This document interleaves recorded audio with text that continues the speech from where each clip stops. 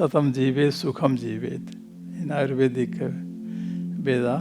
Vedic Ayurveda, which is one of the Vedas, Ayurveda.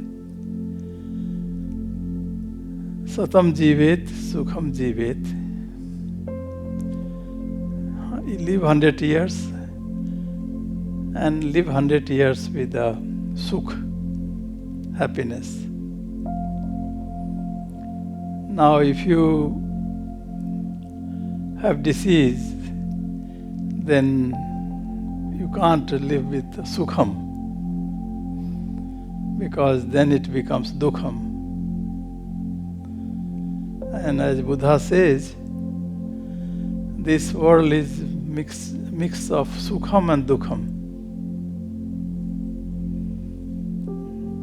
And this mantra says, Naham Sukham, Naham Dukham.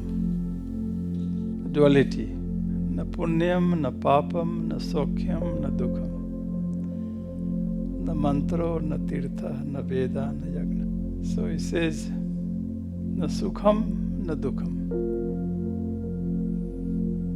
So a stage of, no, I am not sukh nor dukh. Because if you, sukh is ordinary sukh. When they refer to sukh, sukham, it is ordinary pleasure of life. So, say you are hungry and you go to eat something, that is sukham. And then you are starved, that is dukham. You get hungry and you don't get food, you can get angry. Quite often happens. The question is that the sukham and dukham is all relative. And sukham and dukham is so much intertwined in your life. So what is sukham can become dukham, and what is dukham can become sukham.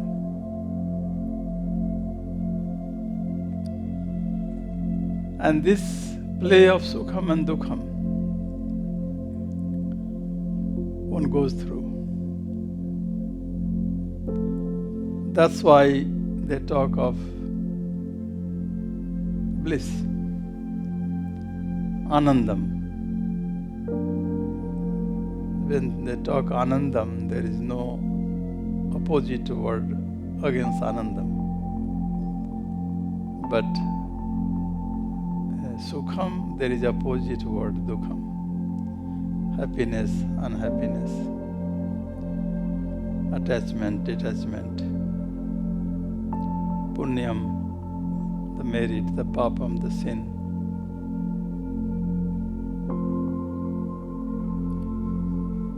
So, of course, when the divine being, the highest being, highest manifestation, when they come to earth, they are not caught in dukham and sukham. Their act is called lila, and divine lila, divine play. So they are not, they are aware that this is a temporary divine, it's a play. Now play can be any play, although it's divine play, but why should it be divine play? Because except the person is divine, but play can be not divine. Because there is in play, there is a tragedy, there is a humor. When the playwright writes the play, they have to write all sorts of things. Then it is a full play. The play is just not all happiness. So all the manifestation of divine, those who are all coming from that, they of course know its play. And they will adjust into play to the maximum capacity. The rest of the jivas got into play. So when they take it real, when you are in dukkham, then you think that's it. That when it will end. And that is very real nature of suffering. Any kind of suffering, whether it is physical suffering, emotional suffering, mental suffering, psychological suffering, or pain, they are real, because real that you feel pain. So no amount of any wisdom or consolation or lectures will work.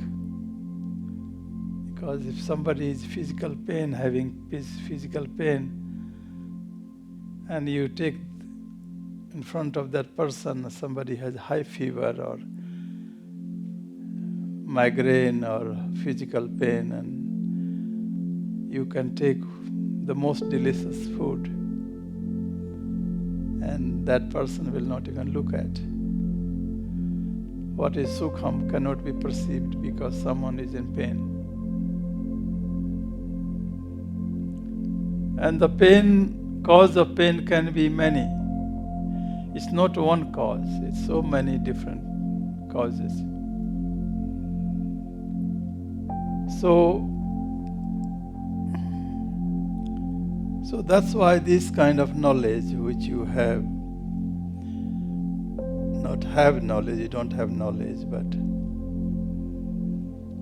you think it is a possibility of realizing that this is not it. And when you have possibility, there is a better world, better realm, better situation, then there is a hope in you. You can become hopeless when you see there is no way out. When you see there is no way out, then you have hopelessness. And that is not only damaging to your prevailing situation, damaging to your soul, because it is ingrained. All the impressions are ingrained in the soul. It's like a written in a stone. Soul impression. So somebody is born in this life and everything is okay. And still that person is very unhappy. So what is the explanation? Except that the ingrained soul have incarnated in this human form, and that ingrained, printed, written, whatever is from the past, and in this life unfolding. So that is very, very painful process.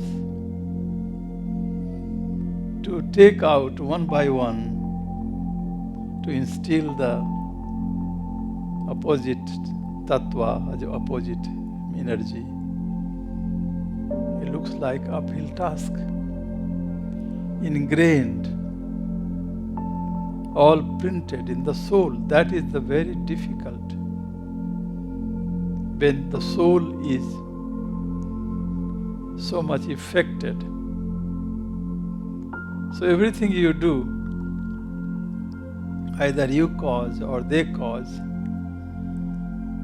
is imprinted deeper down in the soul. That becomes DNA. And once it becomes DNA, it can carry on. So, what is cure?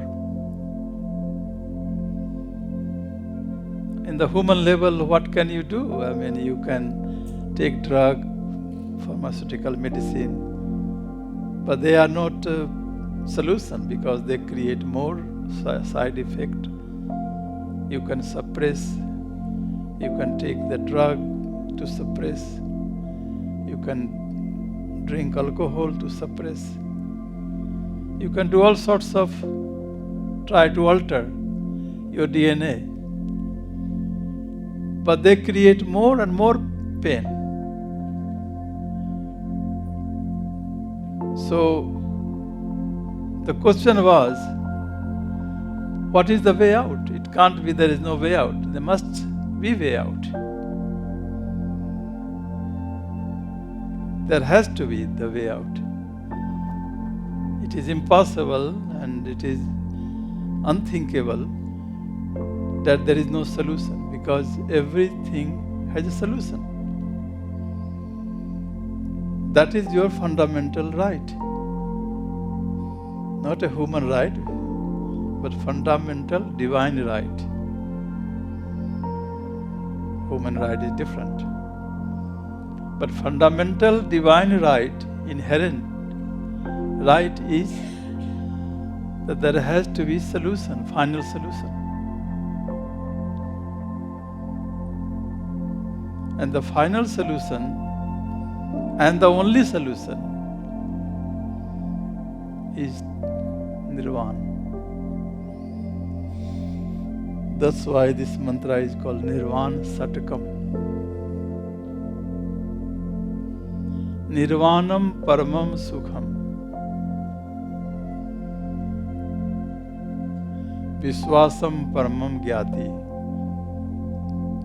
The trust is your friend. The trust is your great friend. Santushti Paramam Dhanam. Contentment is your biggest wealth. Santushti Paramam Dhanam. The contentment is your biggest wealth, asset. Vishwasam Paramagyatim. The trust and belief is your greatest friend. Nirvanam Paramam Sukham. Nirvana is the ultimate answer of all your problems.